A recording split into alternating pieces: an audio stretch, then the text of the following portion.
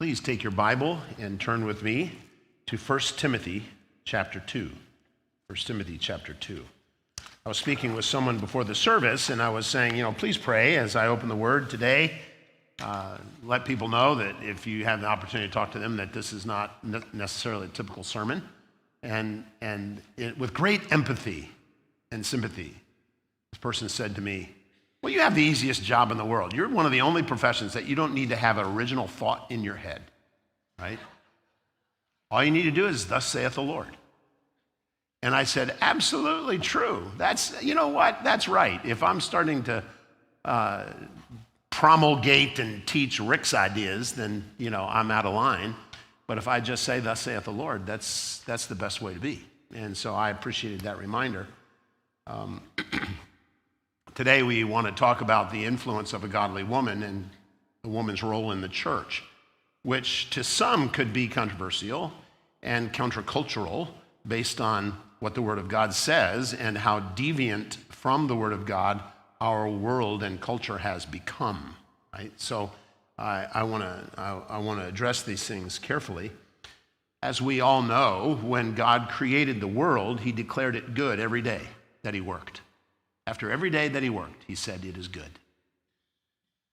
It was not until the final day, with the final act of creation, did He exclaim, it is very good. He had made man and had given dominion over creation to him, but there was a deficiency.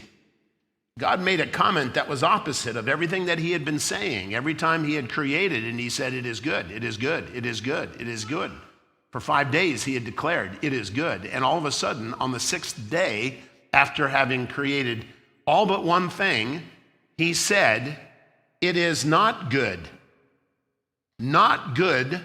for man to be alone. He introduced a deficiency. He identified a deficiency. And so God created Eve to complement Adam, to complete him. She would be a companion to Adam, for whom Adam would serve as a leader. He would serve her, he would serve God as a leader. Her responsibility was to joyfully serve as a means by which God would be glorified through each of them fulfilling their role as husband and wife, as man and woman. Of course, we know the story. How sin entered the world and corrupted everything, including the relationship between a man and a woman, or between men and women. Part of the curse was that men would become harsh and unloving, and women would become dissatisfied and assertive. These exhibitions of sin would characterize every man and woman of every age throughout time.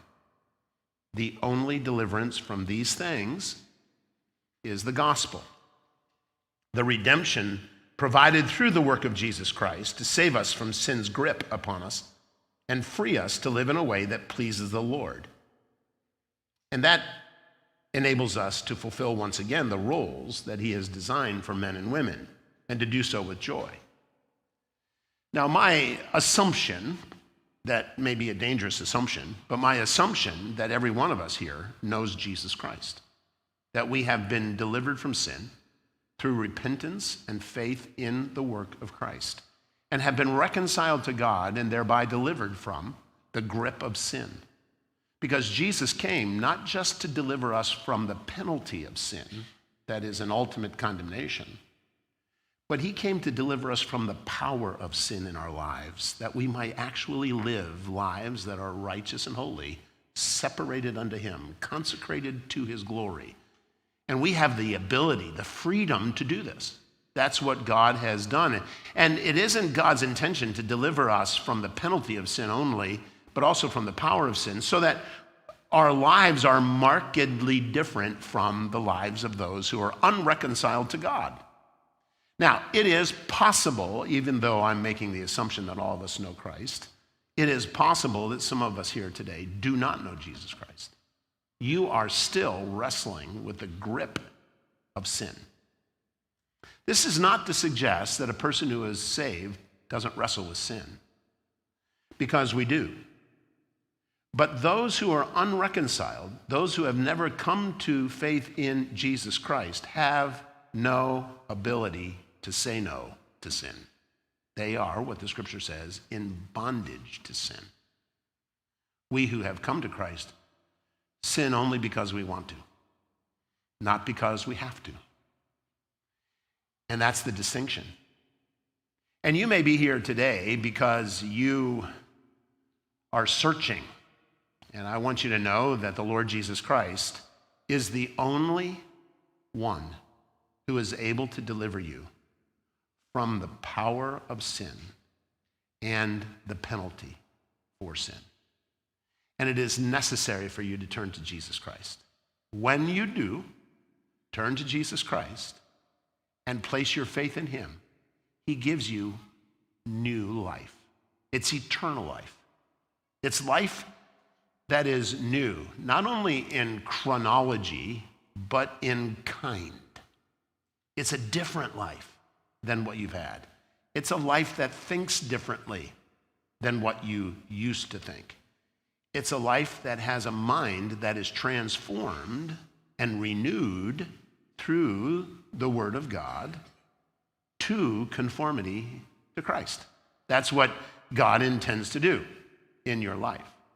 And as a result, there are things of the Spirit of God that are embraceable by you that would never have been embraceable in your flesh. And so in our text today, we have provided for us the intention of God for men to provide spiritual leadership, as we saw last week in verse 8.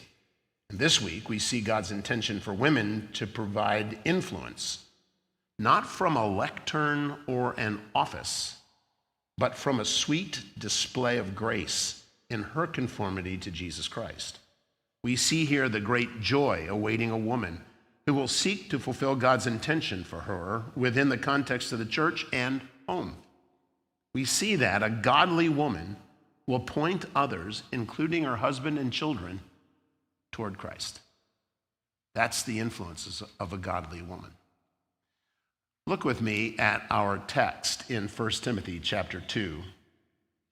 In verse 8, which is what we dealt with last week, the scripture says, "Therefore I want the men in every place to pray, lifting up holy hands without wrath and dissension."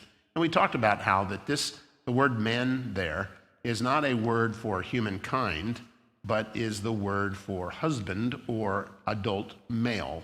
And that every place the church gathers, it is to be the men who are leading, and they are to do so with lives that are pure. That's the admonition that we found in verse 8.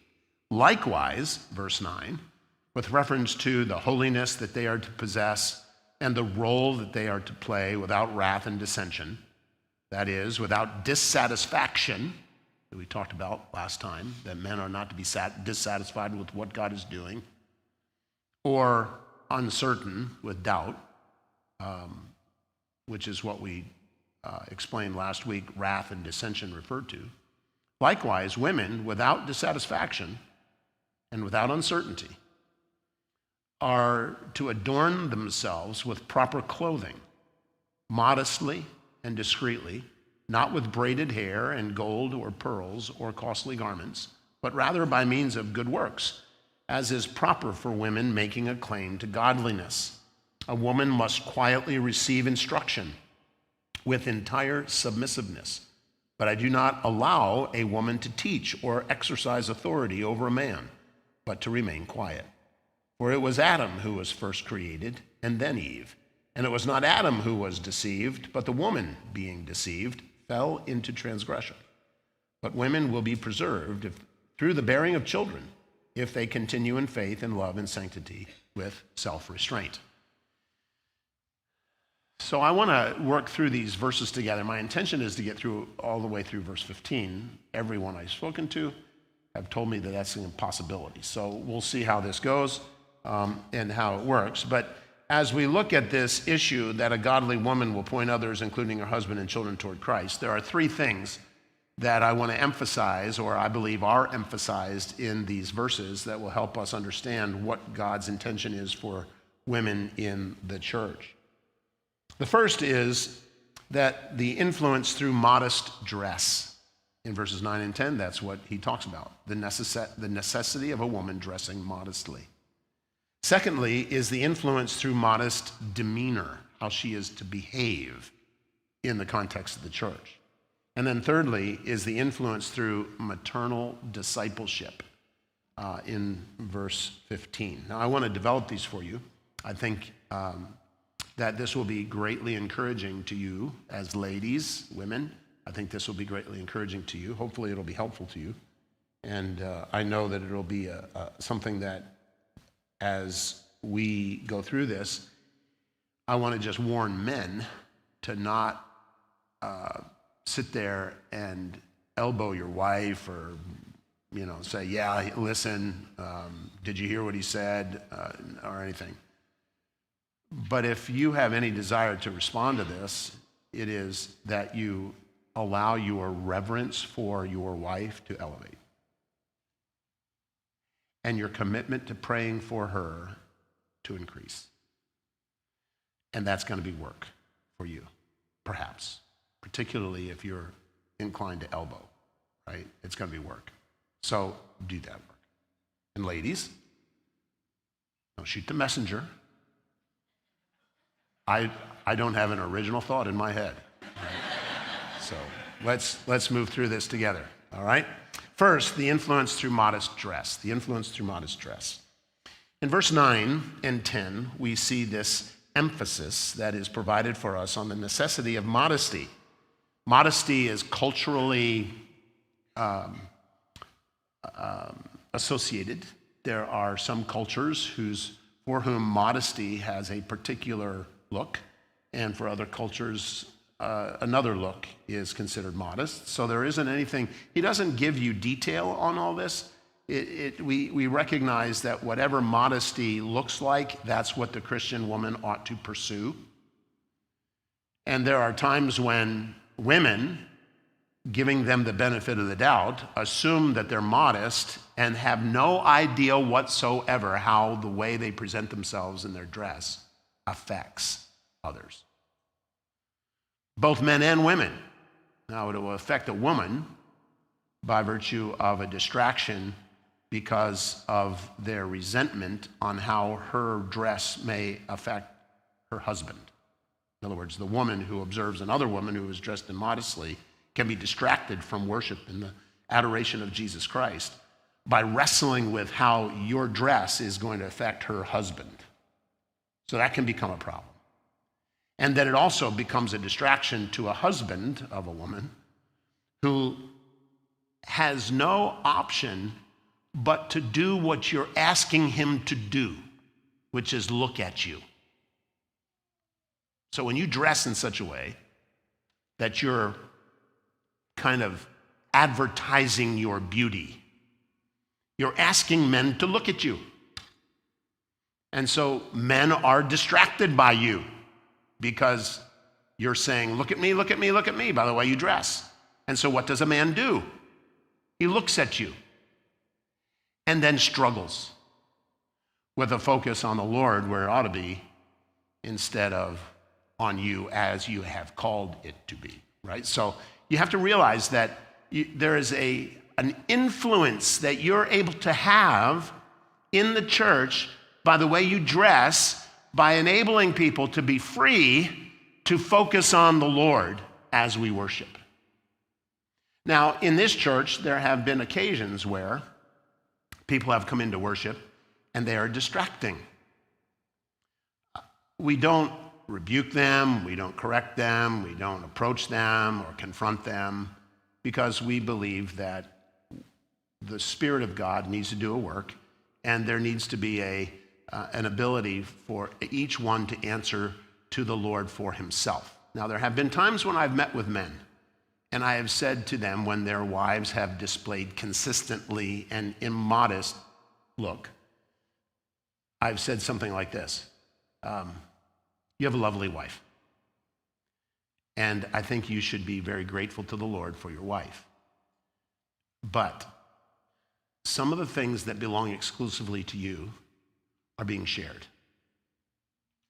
And I want you to encourage your wife to honor you in the way that she dresses. And I don't want you to go to her and say, Pastor Rick is struggling with lust, and so you got to dress different. That's not the case. It is a case that you have the responsibility to lead your wife and to protect her. And he has, those individuals have done so, and it's turned out well, and it's not been a big confrontation. It's just been man to man. There's a priority here that we both need to share, not only the sanctity of your relationship with your wife, but the ability of the church to worship the Lord undistracted, right? So that's a priority. So we get into this in the propriety of modesty in verse 9. It says, likewise, Paul addresses the problems of immodest women directly by indicating that in the same way that men had certain roles that they were responsible to fulfill in worship, women did as well. And there is this understanding. I think the next slide I think is what we should be looking at. But there are women who are failing to maintain modesty. They were boisterous and who were being shameful in their ostentation or immorality. That was going on within the church here in Ephesus where Timothy is.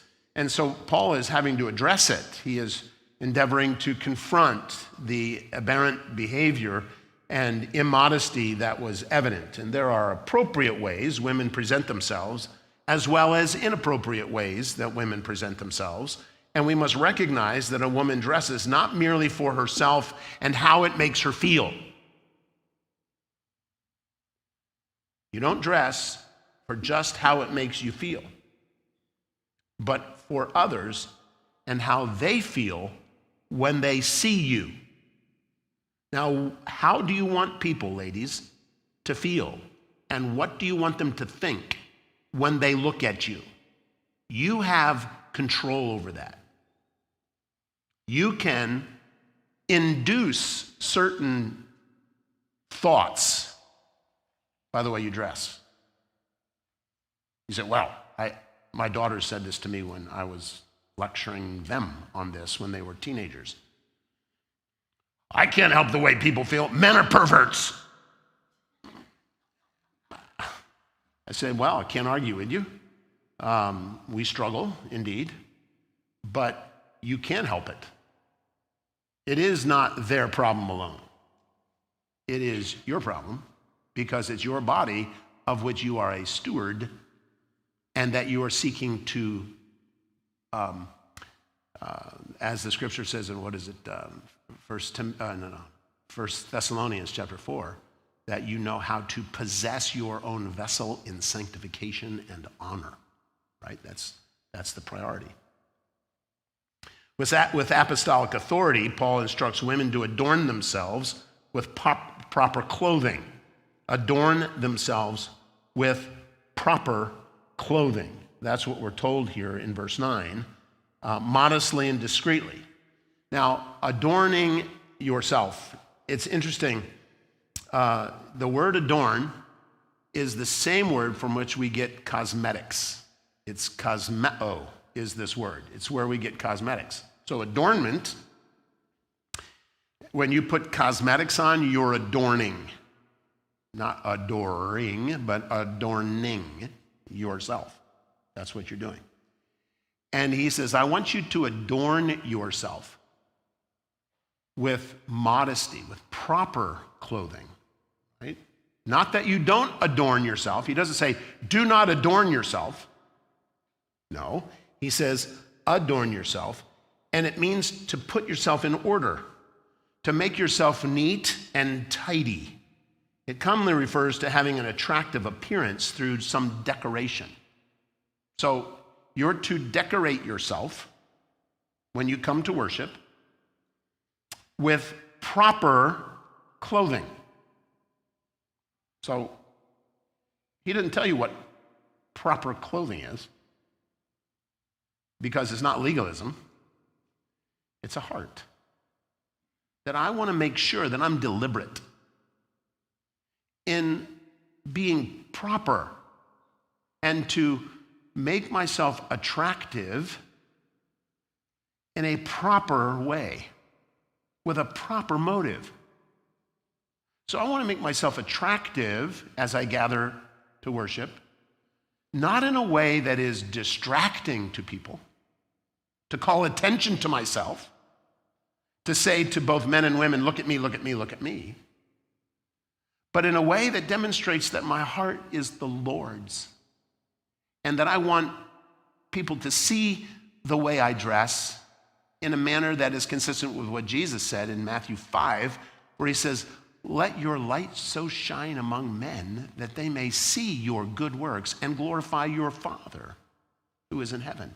So you want the way you dress to bring glory to God, to divert attention to the Lord. Now that does not mean that you come dressed in a burlap sack with ashes on your head to demonstrate mourning and humility. So we're not talking about trying to come like you just got out of bed, that you're just, you don't care, that you're coming and you're like, remember how that Jesus rebuked the Pharisees because they made it evident that they were fasting by having long drawn faces and, unkempt hair and so on. No. You are to adorn yourself. Ladies, adorn yourself. Not adore, adorn, which means put in order, put yourself in order, do your hair, do your whatever else you do. Put things in order, right? That's what the word means. But to do so with proper clothing. Proper clothing is a word that is from the same root as the word adorn or cosmetics. The word adorn is cosmeo. The word for proper clothing is cosmios. So it's of the same root. And it has the idea of having qualities that evoke admiration or high regard. But the question is, for whom? So proper clothing, the word proper clothing has the idea of calling attention to the fact that you care. Not that you be viewed with high regard, but that the Lord be viewed with high regard. That's what makes it proper in worship.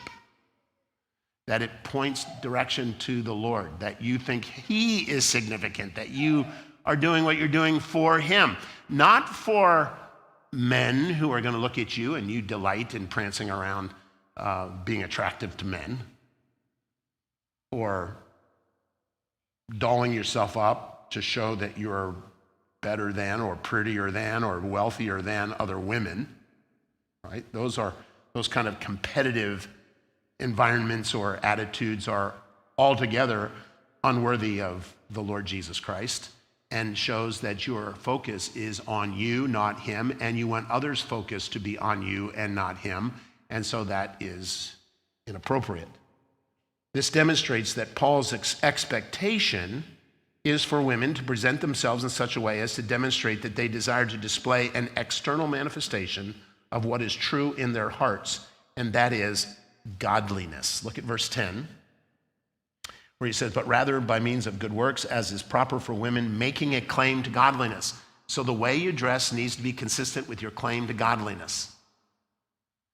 Not sensuality, not lascivious luring of others, but a claim to godliness.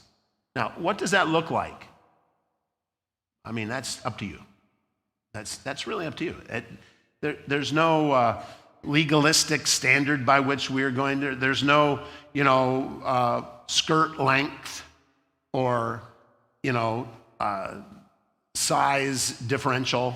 In other words, anybody that wears a dress that is actually your size, you're immodest? No. You have to be at least one size above that which fits? No.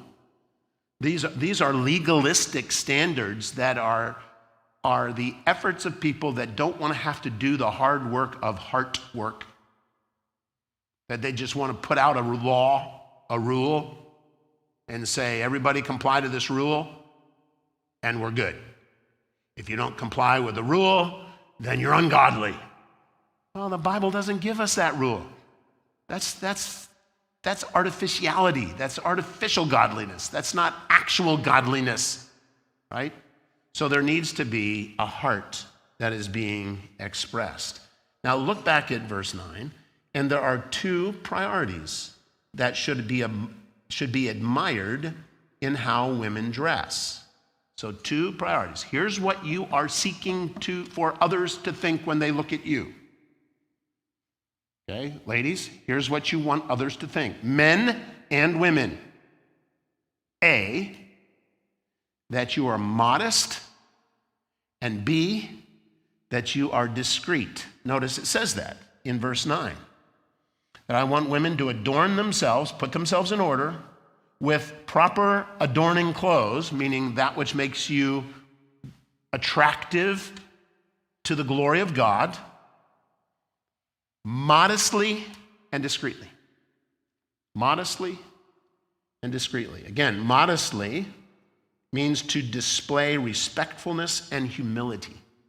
That's what modesty is. It is the opposite of being shameful, arrogant, or conceited. It is the demonstration of what ought to be righteously desired. Righteously desired. So you're putting out there what ought to be righteously desired, not sordidly lusted for. That's what modesty is. So you put it out there and say, this is an expression of respect and humility, so that the attention would go to the Lord and my devotion to the Lord Jesus Christ. Not look at me and how pretty I am, how desirable I am. Right? That's not what you want to convey. Discreetly is showing good judgment, prudence, moderation, self-control. The opposite would be flamboyance, boisterousness, or seduction. Right? That would be the opposite of discreetly. So these are the things that you want people to look. When you dress, you come to church, you want people to look at you and say they care. That they glorify God in the way they look. But they are desiring to be modest and discreet. They're not trying to be flamboyant, boisterous, seductive, or lusted after. That's what you ladies, that's what you're going for. When you dress for church, that's what you're going for. The emphasis of these two qualities together is a shrinking from trespassing the boundaries of propriety. That is, showing off. You don't want to show off. You don't want to show off sensually, right? You don't want to show off economically, so that you're not advertising how wealthy you are based on the expensive clothing that you're wearing, right? Now, this doesn't mean you can't have nice clothes or anything like this, and it doesn't mean that a woman cannot present herself with elegance and beauty, as a woman's pride can sometimes be concealed behind a mask of pretended modesty. A woman can actually dress very simply and be proud that she's so spiritual in doing so, right? So you can have a corrupted motive, whether you dress out, you get all dolled up and, put yourself on advertisement, or you can be ungodly by being Spartan and what's the word I'm looking for? Very dressed in drab and dreary clothing, right? That anybody looks at you and they're going to just say, wonder what's the matter with them, right? Oh, it's because I'm so godly, I dress this way. No, that's not right. Now, when we get into this, we recognize that as she presents herself, she must seek moderation. There's an old saying that says this: be not the first by whom the new is tried, nor yet the last to lay the old aside.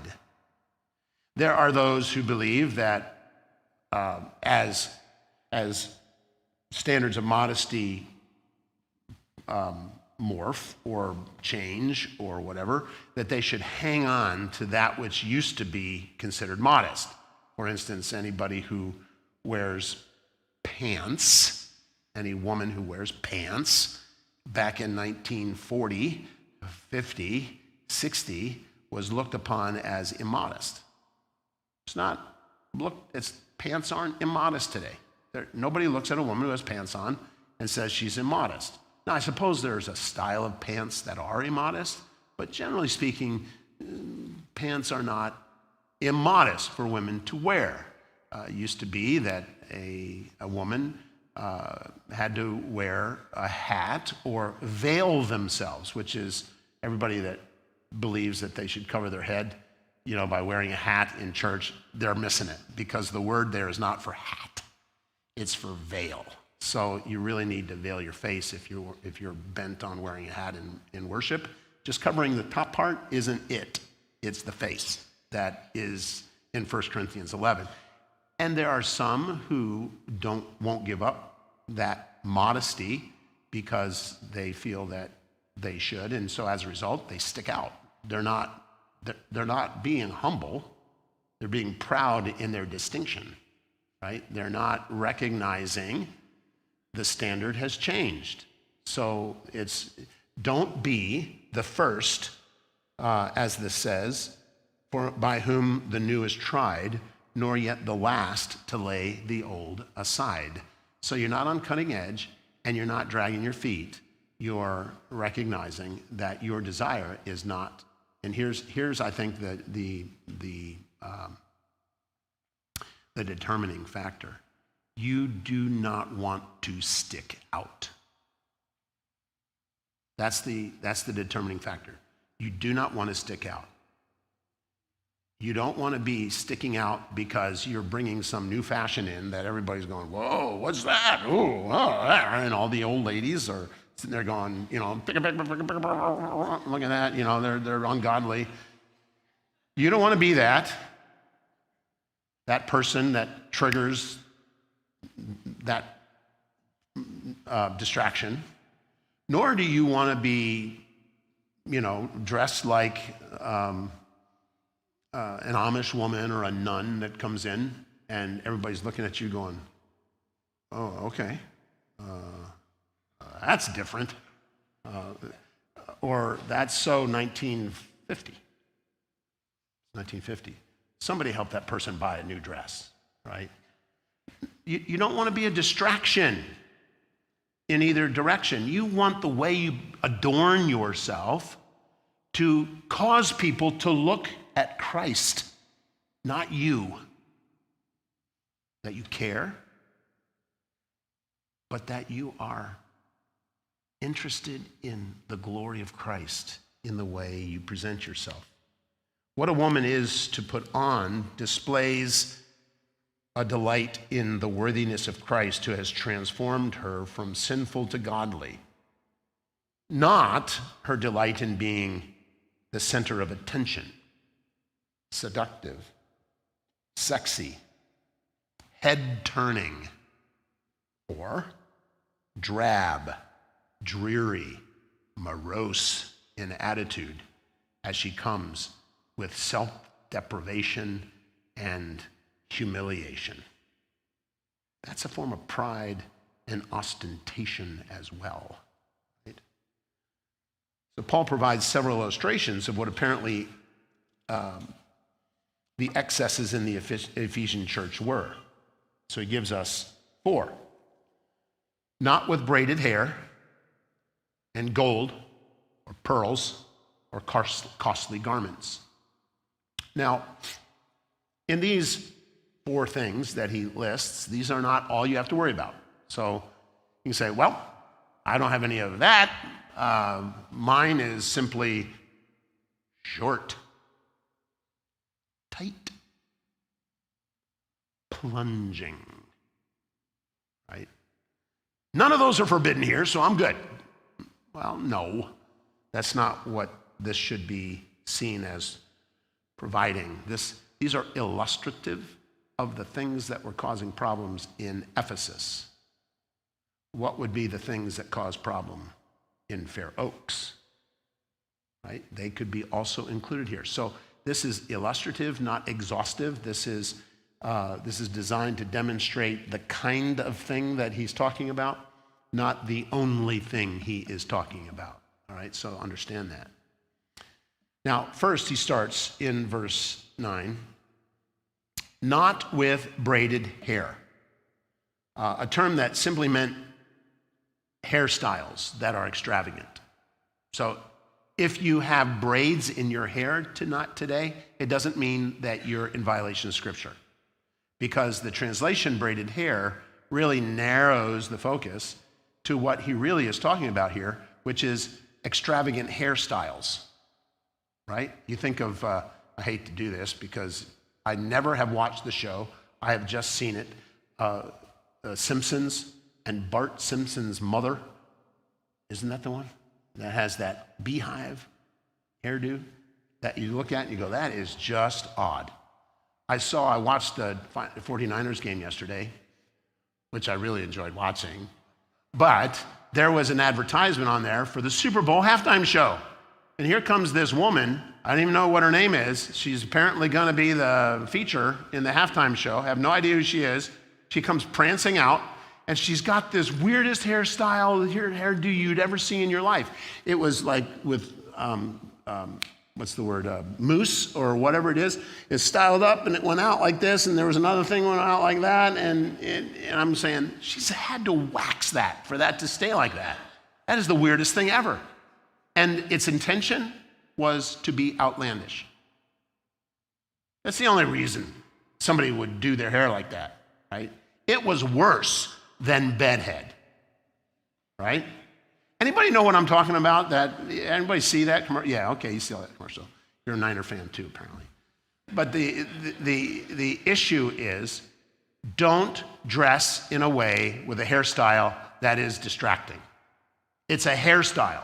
Now, apparently, they had these ornate braids that only the wealthy could do, and so they would have this huge hairdo that was designed to display that they had money. And Paul was saying, don't come to church with a hairdo that is distracting, that causes people to all look at you and say, oh, that's a wealthy person, as if you deserve more respect because you have wealth. Ostentatious hairdos that distract others from the Lord and his sanctifying influences in our lives should be avoided. Now, this does not forbid hairstyle. He doesn't say you can't style your hair. He just says, don't come with an outlandish hairdo. Right? Secondly is gold. Not with gold. Basically, this is a reference to ornamentation or jewelry. It is talking about earrings, nose rings, bracelets, necklaces, those kinds of things. That he says, don't come with jewelry that once again distracts. Now, there is jewelry that is appropriate and good. There is jewelry that is ostentatious and distracting. In 1 Peter chapter 3, verse 3, it says, your adornment must not merely be external. In other words, don't let it only be external, which means external adornment is okay in some measure. The braiding of hair, the wearing of gold jewelry, or the putting on of dresses. Now, the putting on of dresses obviously demonstrates that Paul is not advocating worshiping in the nude, right? So it's okay for you to put on dresses.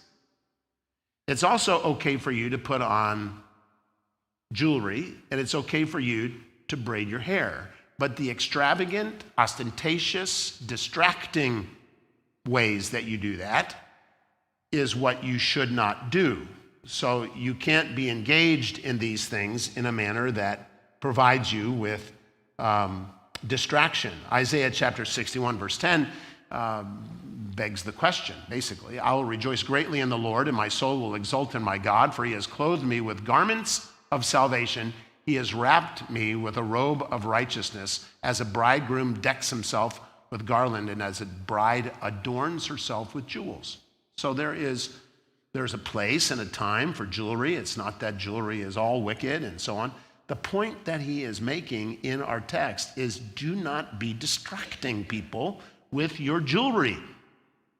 So don't come with all of this gaudy, expensive jewelry that causes people to look at you and go, wow, they're really rich.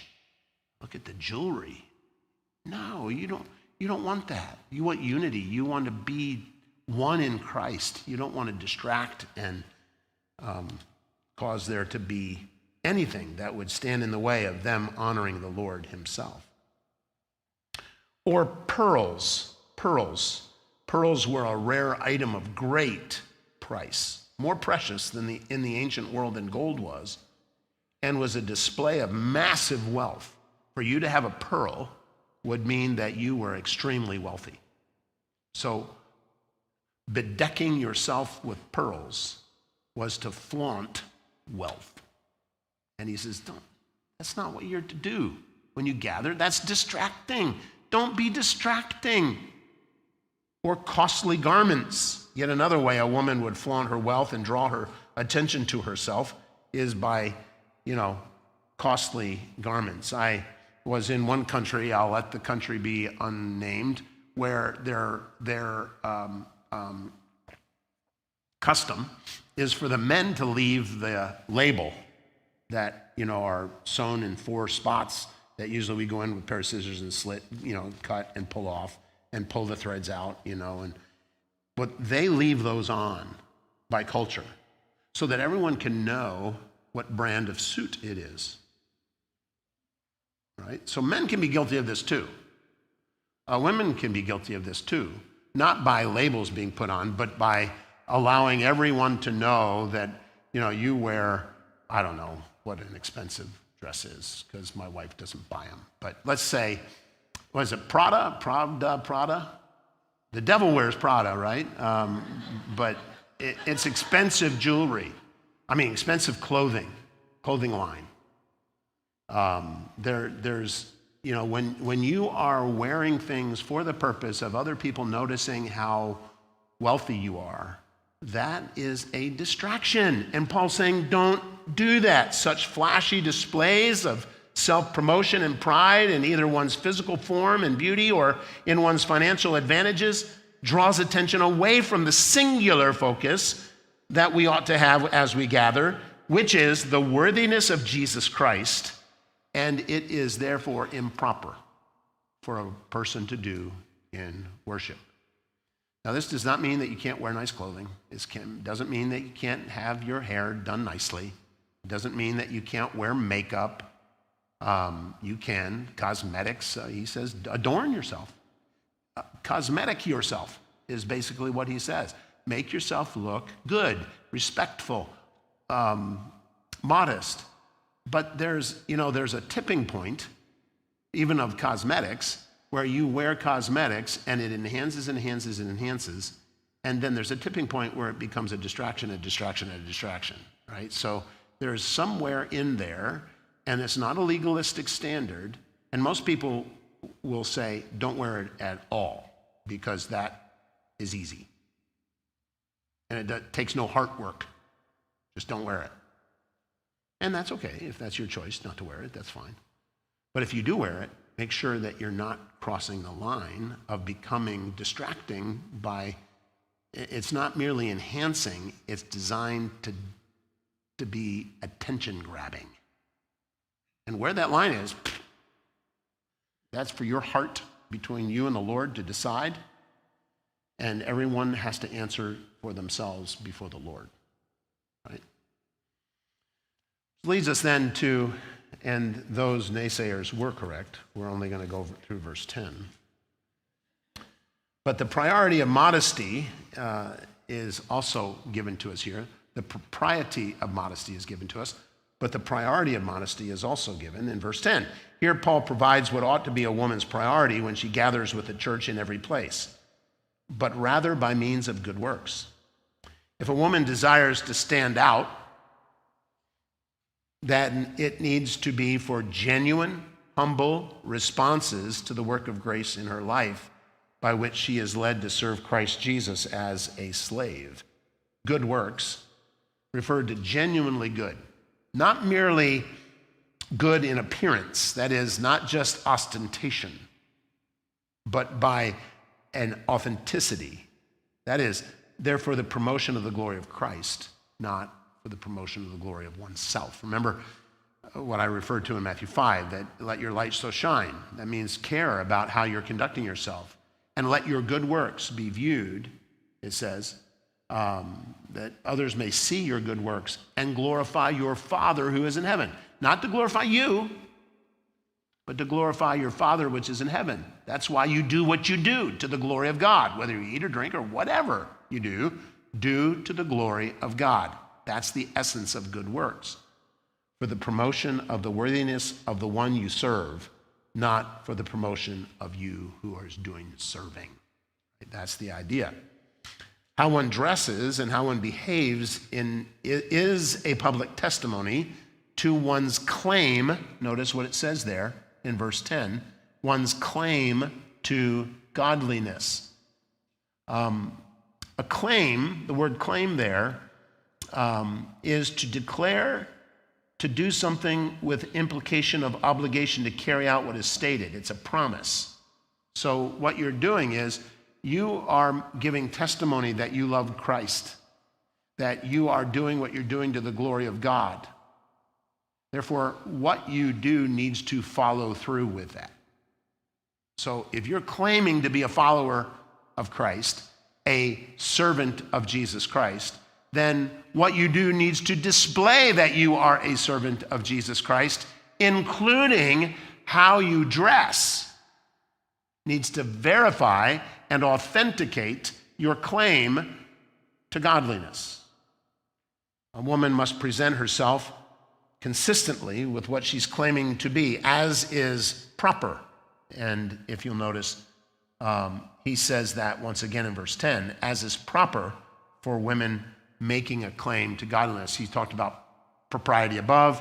He now is talking about how it is proper here as well. And this, which is suitable to godliness or piety, a display of a reverence for God. So you want to dress in a manner that is displaying your reverence for God. And that can be a problem of a person who comes very casually, very unkempt, which doesn't display reverence, right? So you can come in a way to worship that is disrespectful to God, or you can come in a way that is distracting from God. It needs to be consistent and proper with one's claim to godliness. There is a point where being attractive to the glory of God crosses a line and becomes seductive, not legalistically, but in the integrity of a woman's heart. So again, a woman must possess a heart that says, I desire that the way I look honor the Lord, substantiating my testimony of godliness, and I will avoid causing others around me to either feel inferior to me or feel tempted to look longer at me. So I will not do that. I will be modest, discreet, adorned. I will adorn myself with proper clothing. So I'll try to do my best to look good to the glory of God, but not in a manner that distracts, not in a manner that causes other people to feel inferior. I'm just going to come and seek to honor Christ in the way I dress, show reverence to God as a claim to godliness, and I'm going to come and I'm going to worship the Lord, and by means of how I dress, I'm going to indicate and influence others to look to Christ as the worthy one of our focus and attention. That's what we're to do. None of those are original thoughts. They're all just thus saith the Lord. All right? And I trust you can be encouraged by it. We'll pick this up and continue with the rest of this, Lord willing, in verses 11 through 15 another time. Would you pray with me, please? Father, we bow before you, thanking you for your word and for its relevance and power. It's so common for us, Father, to not be attentive to things that matter to you. And this matter that we have looked at this morning matters to you. And concerned ourselves with it. We haven't thought about it. I pray that we would, and that our thoughts would be brought into captivity to the obedience of Christ and would square completely with what your word teaches us here in 1 Timothy chapter 2, verses 9 and 10. Glorify your